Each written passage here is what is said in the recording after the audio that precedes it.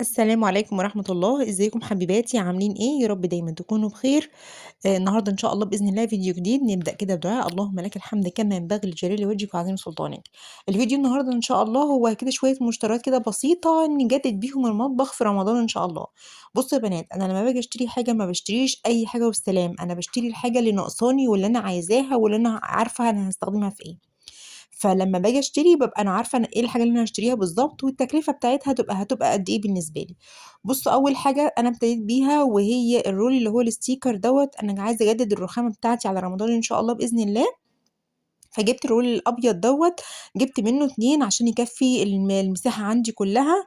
الاتنين دول كانوا عاملين 100 جنيه، الرول الواحد عامل 50 جنيه. جِبت كمان المضرب بتاع النسكافيه، أنا لمّا باجي أعمل النسكافيه بياخد منّي وقت في الضرب إن أنا باقعد كده بالمعلقة، فقُلت يعني إيه أفرّح نفسي كده واكافئ نفسي، وجِبت المضرب اللي هو مضرب النسكافيه المتعارف عليه اللي هو بالUSB مش بالحجارة يا بنات.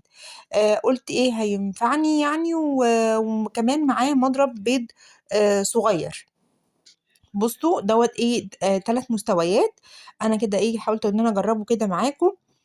يا سلام بقى لو في نهاية اليوم كده تعملي لنفسِك كده مَج نسكافيه تكافئي نفسِك بيه بعد وقفة طول النهار في المطبخ، وتنظيم البيت وترتيبه ومذاكرة للولاد، فتكافئي نفسِك كده بحاجة بسيطة يعني إحنا مش بنقول حاجات كده كتيرة ولا غالية علينا.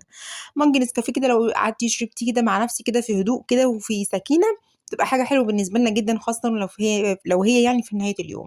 بُصّوا يا بنات هو ليه 3 مستويات. ده بالنسبة لمضرب النسكافيه، والحلو كمان فيه إن هو معاه قطعة للبيض لو أنتِ عايزة تعملي أومليت مثلًا والّا حاجة، هيبقى ينفع برضه إيه معاكِ. المضرب ده كنت أنا جايباه كان عامل 110. طيب إيه تاني من الحاجات اللي أنا كنت محتاجاها عندي وهي المجات الإزاز اللي هي بقى خاصة بالشاي. بُصّوا يا بنات أنا سبحان الله مش عارفة أنا عندي حاجة مش عارفة يعني حد زيي والّا لأ. أنا باحب أشرب أوي الشاي في المجات الإزاز، باحب أشرب النسكافيه في المجات اللي هي البورسلين أو الصيني. فأنا جِبت طقم من الكوبايات الإزاز ديّة. بُصّوا هي في منتهى الشياكة عجبتني أوي وشكلها شيك وشكلها رقيق وكمان الخامة بتاعتها حلوة جدًا ونضيفة كده والمَيّة بتاعتها حلوة. الطقم ده كان عامل 70 جنيه. طيب طبعًا في حاجات تانية أنا جِبتها وهي أنا كنت عايزة برضه من تجديد الرخامة، جِبت لي 2 برطمان كده، البرطمان دوّة شكله في منتهى الشياكة وبعدين الشكل الخشبي دوّة ترند وكمان شكله في منتهى الشياكة والحجم بتاعه كبير، يعني ياخد كمية من السُكّر، أنا جايبة 2 للسُكّر وللشاي، فالكَم بتاعه من جوّه كبير، ياخد سُكّر وياخد شاي كمية حلوة ومحترمة، عشان أحطّهم كده على الرخامة زي coffee corner يعني. وكمان الجزء الخشبي دوّة هو بلاستيك مش خشب يا بنات، مش هاخاف عليه يعني لو جه مَيّة أو في التنضيف أو كده مش هيتخاف عليه. جِبت كمان المفرش اللي هو الرخامي مجزّع دوّة، جِبته أبيض في دهبي، أنا جايباه هاحطه إن شاء الله بإذن الله على غسالة الأطباق عندي تحت الرخامة، فأحيانًا كتيرة بينزل عليها مَيّة، فأنا بصراحة خايفة عليها، فقُلت هاجيب المفرش اللي هو الجلد ده حتى عشان لو وقع عليها مَيّة والّا حاجة ما تتأثّرش، أمسحها كده بفوطة على طول والّا حاجة، فما تأثّرش على الغسالة.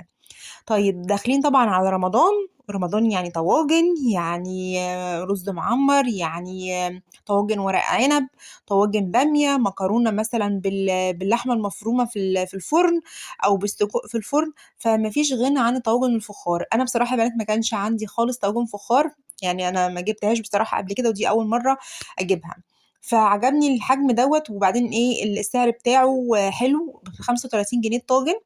الحجم بتاعه مش صغير ومش كبير أوي يا بنات.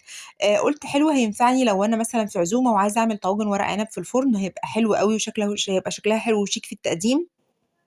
لو أنا حابة أعمل رُز معمّر هينفعني، لو أنا حابة أعمل طواجن مكرونة باللحمة المفرومة أو بالسجق برضه هتنفعني. أنا جِبت 3 يا بنات، الواحد فيهم كان عامل 35 جنيه.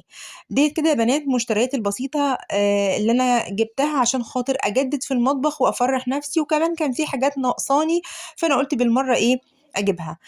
مش شرط أبدًا يا بنات عشان تجددي في مطبخِك إن أنتِ تصرفي كتير، دي كده حاجات بسيطة بس بتفرّح. لحد هنا خلص الفيديو وأشوفكم في فيديو تاني والسلام عليكم.